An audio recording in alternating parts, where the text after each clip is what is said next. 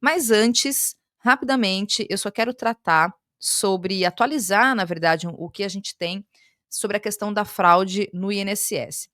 Esse que tá aí, gente, ele tá no noticiário, já tem uns 2 dias pelo menos, e ele é chamado de o careca do INSS, ele é o Antônio Carlos Camilo Antunes, e ele na investigação da Polícia Federal e da CGU, ele é indiciado, indiciado não, né, ele é apontado como aquele que recebeu 53,58 milhões de entidades associativas e de intermediárias nesse esquema dos descontos ilegais de aposentadorias, essa fraude no INSS, esse escândalo aí que a gente está acompanhando já tem uma semana. Lembrem que a operação chamada Sem Desconto, ela foi justamente na quarta-feira passada, no último dia 23, e a gente vem falando porque tem desdobramento diário e a partir das investigações da Polícia Federal e também, né, para além da questão das investigações da Polícia Federal, os desdobramentos políticos, né. Hoje foi, apresentado a CPI da fraude do INSS, eu vou falar também mais detalhes sobre isso, mas só para a gente entender então o que que a gente, tem de informação a partir da investigação da Polícia Federal.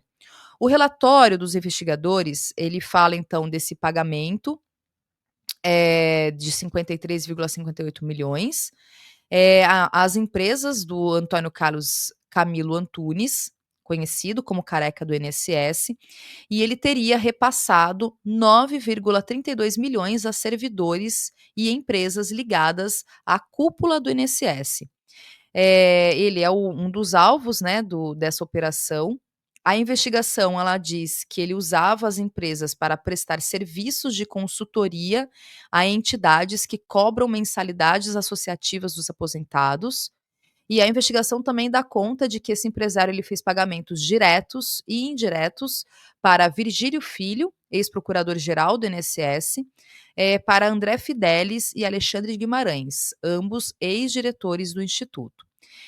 Então ele atuou como uma espécie de lobista, representando as empresas dentro do instituto, e a investigação também ela aponta uma procuração de 2022 da Associação de Aposentados Mutualistas para Benefícios Coletivos, e uma das associações investigadas então, para que ele discutisse uma espécie de aditivo contratual no acordo da entidade com o INSS.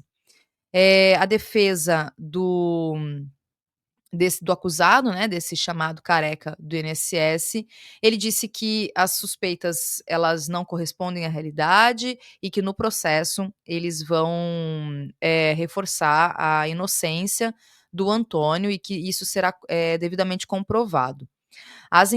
Uma das empresas do Antunes, a Prospect Consultoria, recebeu 11 milhões da Ambec e ainda teria feito transações, para outras 5 entidades. A Ambec ela afirma que não pratica nenhuma atividade ostensiva de captação, prospecção e afiliação de seus associados e de atividades praticadas pelas empresas privadas diversas. Portanto, não houve nenhuma fraude, e a associação então ela é tão vítima quanto os associados, que são os, aposentados e pensionistas. Então tá aí, né, esse esquema feito que segundo as investigações que era feito, através da intermediação desse, chamado careca do INSS.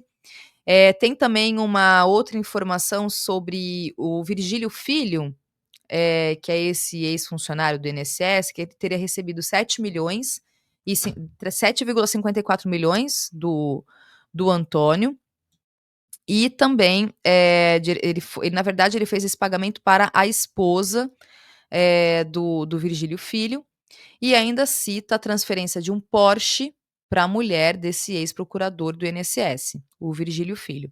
Ele que participava das discussões, o Virgílio Filho, tá, gente, que eu tô falando, sobre a liberação dos descontos em massa, e portanto Em tese, segundo a investigação, então, da Polícia Federal, era, digamos, a pessoa que estava lá dentro, né, organizando todo o processo. E aí também o que se dá conta dessa operação são 11 carros de luxo, que inclui esse Porsche que foi transferido para a esposa do Virgílio. Eh, e também tem relacionado nesse processo, as associações que realizaram e continuaram promovendo os descontos associativos indevidos, e segundo então a investigação, auferindo assim um enriquecimento ilícito e possível ocultação de patrimônio e de movimentações financeiras, crimes de corrupção, violação de sigilo funcional e organização criminosa.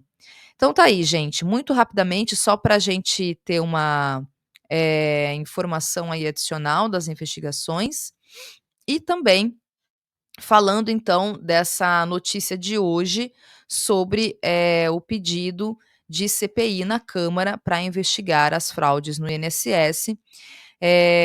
Eles conseguiram, a oposição, né, a base, de oposição ao governo, 185 assinaturas para o requerimento.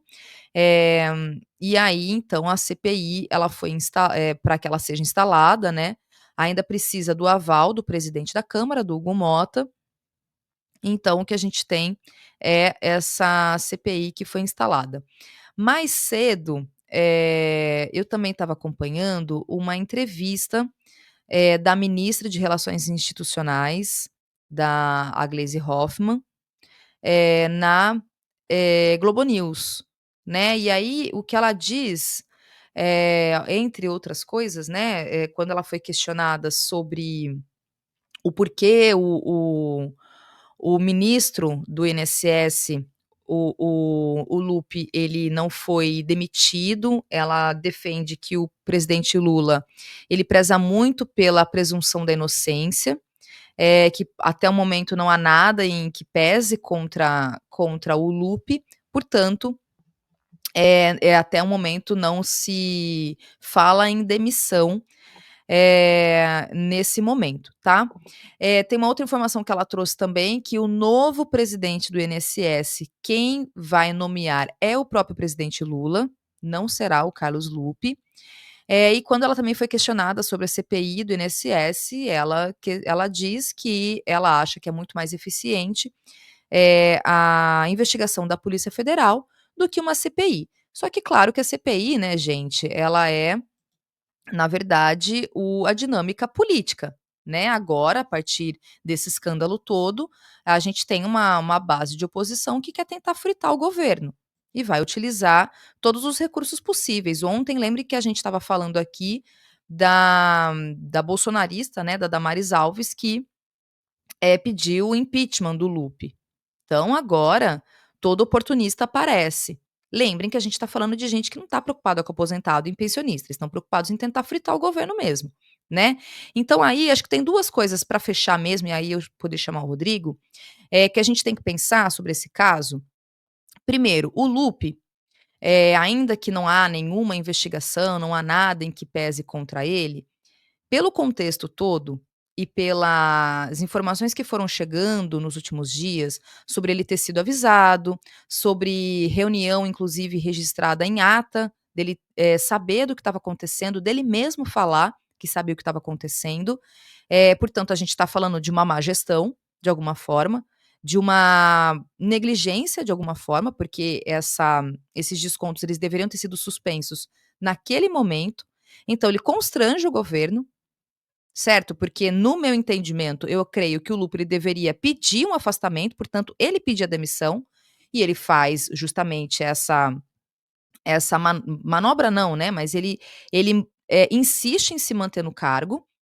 Lembrem que ontem eu também trouxe a informação de que o líder do PDT na Câmara, ele fez uma espécie de chantagem, dizendo que se o presidente Lula demitir o Lupi, a base do PDT sai, né, esses 19, acho que são 19 ou 17 deputados, não lembro agora, eles saem da base do governo, então, portanto, estão chantageando.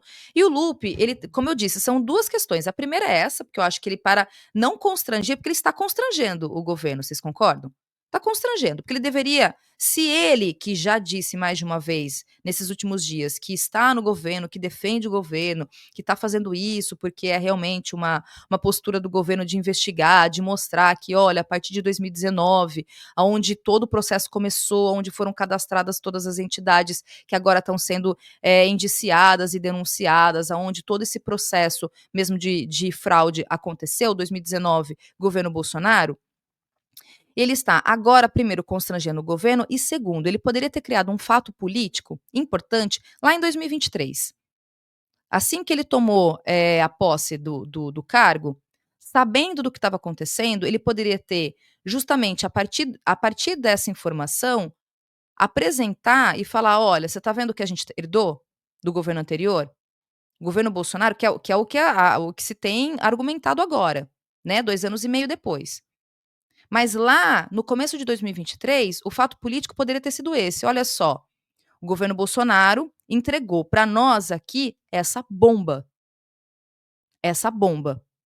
E justamente falaria: "Nós aqui, então, enquanto postura, estamos justamente agora entendendo o que está acontecendo, a gente vai, frear toda essa fraude". Tô falando lá de 2023, tá, gente? Lá quando ele foi avisado pela primeira vez. Pela conselheira da previdência. Ele deveria ter feito isso lá. Ele criaria um fato político importante e justamente, ele blindaria o atual governo Lula sobre tudo isso que agora está sendo colocado. E aí vamos lembrar daquele relatório da CGU que mostra aquele gráfico que dos 6,3 bilhões que ainda está investigando do quanto foi, descontado, 4 bilhões foram descontados entre os anos de 2023 e 2024. É isso, é isso. Se ele tivesse feito lá em janeiro de 2023, era uma blindagem que ele faria. Aí sim a gente estaria falando de alguém que está defendendo de fato o atual governo. Agora, diante de tudo isso, olha a bomba armada que está no colo do atual governo. É isso, né.